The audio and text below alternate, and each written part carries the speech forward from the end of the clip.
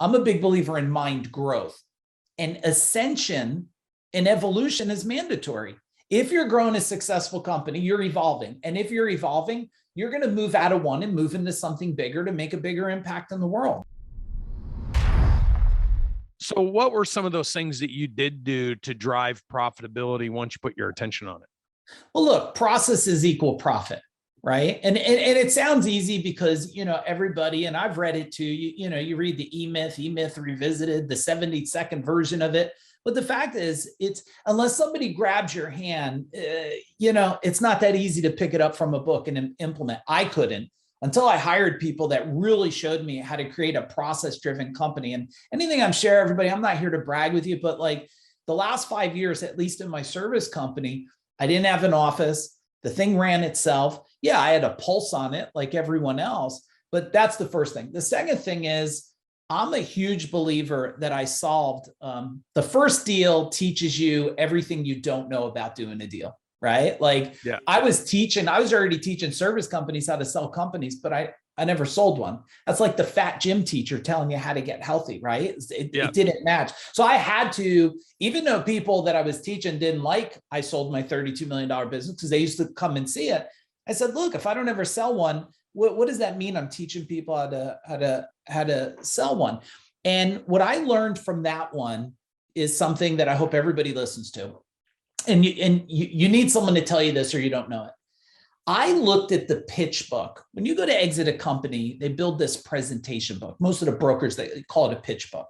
And I said to myself, well, I wonder if I built my own pitch book. I wonder if I built it from a marketer's perspective and I built it years before I needed it, what would happen? So I went and laid down the whole blueprint, what the numbers, who would be the future buyers of this thing, how would I position it? And I built both of the deals. I said, let me build this thing and then let me grow into that pitch book. Because, everybody says, when should you be ready to exit? Well, you should be building it to exit at any moment when it makes sense. But how the hell do you do that if you don't even have the blueprint plan ready? That was a game changer for me because all I did was grow into the pitch book I built. Pretty simple formula. Dude, you and I are so alike there. And then when I did prepare it and went to market, the bankers were like, dude, nobody is going to bid on this thing the way you're presenting it. Because I would go in and I'd say, hey, Brandon Dawson, $35 million of revenue, $2 million of EBITDA. If you bought me, I'll add $2 billion of value to your market cap. I want 10%. So I want 200 million. Nobody said, dude, you're a lunatic for wanting, 100 times EBITDA. Everyone said, what do you mean you're going to add $2 billion to our business? How would you do that? And then I was able to present what we did and overlay it on top of their business. But, it took me a few years to build into that. And I had to study all my acquisition targets too, to know what their behavior was. So to your point, the more clear, the more concise, the more specific, and the more committed you are to that, the higher valuation you're going to get. And worse, you're going to be told no, but I'd rather be told no than go to the market with what a lot of these people do is they go to market with a bad broker. They end up selling and then they find out they sold for a lot less than what they could have got. Yeah. Everything I've grown as a movement. In the beginning, I wanted to make money, but let's face it, just like maybe some people listen to yourself. I mean, and I'm not saying debt's good or bad. Everybody could debate, they're different, but I mean, I've been debt free since I'm 28. Now does that mean I didn't leverage money? Come on, you don't build companies without understanding that. But the fact is, when you look at people today growing a company, if you look at it as through the eyes of creating a movement, really something that changes a world, an industry, a niche, whatever, well, then it's easy for someone to look at that. Someone who wants to take it over and go, I could do it bigger, better, and different than you.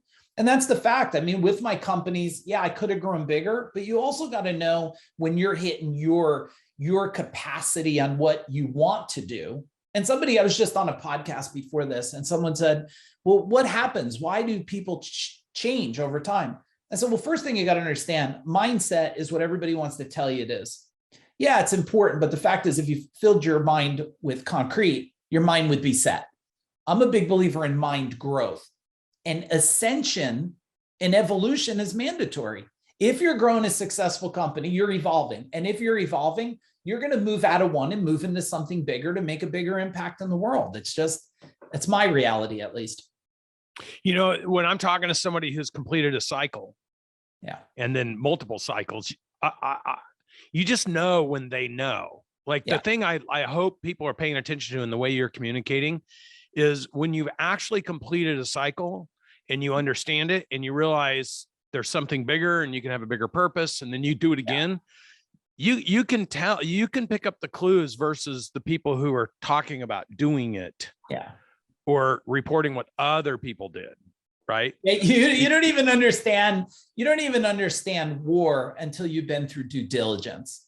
Like no one understands until like you spend 20 years building something and you go through 3, 4, 5 months of due diligence. It will make your 20 years feel like a cakewalk compared to what you have to know, do, be put through. I mean, they're pretty much going inside of you and outside of you. And you're right. Unless somebody has lived through the cycle, they shouldn't talk about the cycle. No, especially, you know, because I know there had to be moments where you thought this is going to be a done deal. And then there's moments where you're like, uh-oh, what if it doesn't close? And then, oh, this is going to be a done deal. Uh-oh, what if it doesn't close? Uh-oh, it's going to be a done deal. Uh-oh, what if it doesn't close?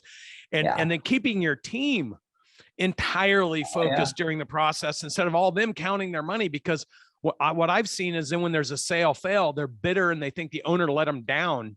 And all of a sudden the whole energy in the organization, and what people don't understand is when these guys come in and do this due diligence, they'll offer you those big multiples, but they come in and use this due diligence and the quality of your earnings audits to try to shove it back down your throat, dangling money in front of you, knowing you emotionally bought in to see if they can steal it from you. And until you've been through those cycles, it's just, to your point, man, there's no way somebody would really know in those dark moments how hard decision making is.